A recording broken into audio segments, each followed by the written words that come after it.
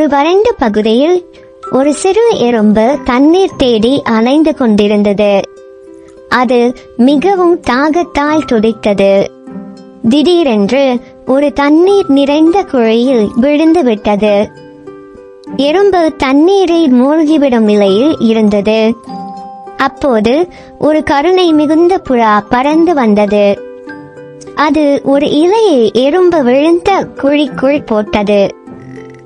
எறும்பு இலையின் மீது ஏறி பாதுகாப்பாக வெளியே வந்தது. எறும்பு புறாவுக்கு நன்றி சொல்லியது. சிறிது நேரத்தில் ஒரு பாம்பு புறாவை பிடிக்க வந்தது. அது புறாவை பிடிக்க முயன்ற போது எறும்பு பாம்பை கடித்தது. பாம்பு வலியால் விட்டுவிட்டது. புறா பாதுகாப்பாக பறந்து சென்றது. நீதி: நாம் நல்லது செய்தால் நமக்கு நன்மையே நடக்கும்.